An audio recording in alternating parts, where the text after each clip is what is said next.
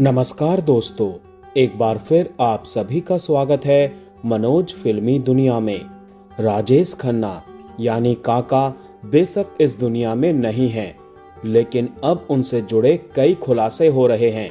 ये खुलासे कोई और नहीं बल्कि उनकी लिव इन पार्टनर रही अनीता आडवाणी खुद कर रही हैं।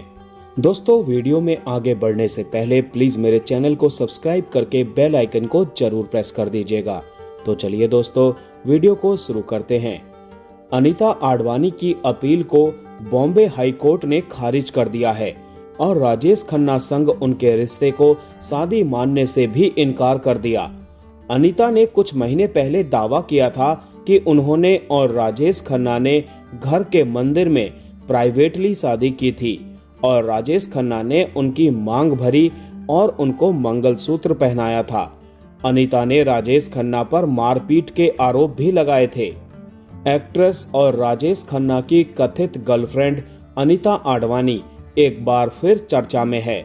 मुंबई हाई कोर्ट ने उनकी उस अपील को खारिज कर दिया जिसमें उन्होंने मांग की थी कि राजेश खन्ना संग उनके रिश्ते को शादी के रूप में मान्यता दी जाए। कोर्ट ने डिंपल कपाड़िया, अक्षय कुमार और ट्विंकल खन्ना के वकीलों की दलीलें सुनने के बाद अनीता आडवाणी की अपील खारिज की। अनीता आडवाणी की राजेश खन्ना के परिवार के साथ साल 2012 से कानूनी लड़ाई चल रही है। एक्ट्रेस ने एक इंटरव्यू में दावा किया था कि वो राजेश खन्ना के साथ लिव इन में उनके बंगले में रहती थी और राजेश खन्ना का परिवार भी इस बारे में जानता था। यही नहीं, कुछ महीने पहले एक इंटरव्यू में अनीता आडवाणी ने ये तक दावा किया कि राजेश खन्ना ने उनसे छुपकर शादी की थी, मांग में सिंदूर भरा था और मंगलसूत्र भी पहनाया था। दरअसल अनीता आडवाणी ने मेरी सहेली को दिए एक इंटरव्यू में बताया था कि उन्होंने और राजेश खन्ना ने घर में बने एक मंदिर में शादी की थी, पर इंडस्ट्री के लोगों को इसके बारे में नहीं पता क्योंकि उन्होंने किसी को भी शादी के बारे में नहीं बताया था। अनीता ने यह भी बताया था कि वो राजेश खन्ना से डिंपल कपाड़िया से शादी से पहले मिली थी और दोनों एक दूसरे से प्यार करते थे। ये टीनेज की बात है, पर किसी बात पर उनका झगड़ा हुआ जिसके बाद वो राजेश खन्ना से दूर हो गई और फिर राजेश खन्ना ने डिंपल कपाड़िया से शादी कर ली थी। अनीता आडवाणी ने बताया था कि हमने प्राइवेटली शादी की थी, लेकिन फिल्म इंडस्ट्री में कोई भी ऐसी बातें खुलकर नहीं करता। सब कहते हैं हम दोस्त हैं या हम रिलेशनशिप में हैं या कुछ और, लेकिन मीडिया में पहले ही ये खबर आ चुकी थी कि मैं उनके साथ हूँ, इसीलिए हम दोनों में से किसी को भी पब्लिकली अपनी शादी की घोषणा करने की जरूरत महसूस नहीं हुई। हमें कभी ऐसी जरूरत महसूस नहीं हुई।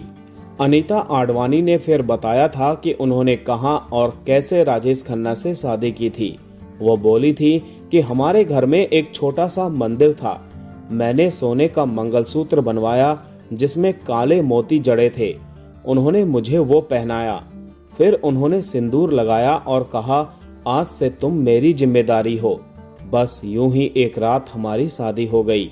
इसी इंटरव्यू में अनीता आडवाणी ने दावा किया था कि राजेश खन्ना के साथ उनका रिश्ता डिंपल कपाड़िया से भी पहले शुरू हुआ था, पर उन्होंने राजेश खन्ना से इसीलिए शादी नहीं की थी क्योंकि तब वो बहुत यंग थी। यह तक दावा किया था कि वो राजेश खन्ना के लिए करवा चौथ का व्रत भी रखती थी। हालांकि अवंती फिल्म्स नाम के यूट्यूब चैनल को दिए इंटरव्यू में अनीता आडवाणी ने दावा किया था कि राजेश खन्ना उन्हें पीटते थे। वो बोली थी कि वो कभी कभी मुझे पीटते थे, इसीलिए मैं भी पलटकर उन्हें मार देती थी। वो शिकायत करते थे कि मेरे नाखून उन्हें चुभ गए। अनीता आडवाणी ने राजेश खन्ना पर गालियां देने तक के आरोप लगाए थे। उन्होंने रेडिफ से कहा था कि राजेश खन्ना ने मुझे कहा था कि अगर मैं गलत भी हूं तो बस चुप रहना। छोटी छोटी बातों पर वो नाराज हो जाते थे। ऐसा लगता था जैसे उन्हें गुस्सा आना ही है। जब वो नशे में होते थे तो कभी कभी मुझे चोट पहुंचाते थे, लेकिन जब वो नशे में नहीं होते थे तो उनके साथ रहना बहुत अच्छा लगता था। अनीता आडवाणी ने बताया था कि वो 2012 में राजेश खन्ना के निधन तक उनके साथ रही थी यहाँ तक कि जब राजेश खन्ना को कैंसर होने के बारे में पता चला था तो भी वो उनके साथ थी। हालांकि एक्ट्रेस को राजेश खन्ना के अंतिम संस्कार में शामिल नहीं होने दिया गया था, यहाँ तक कि उन्हें बंगले से भी बाहर निकाल दिया गया था।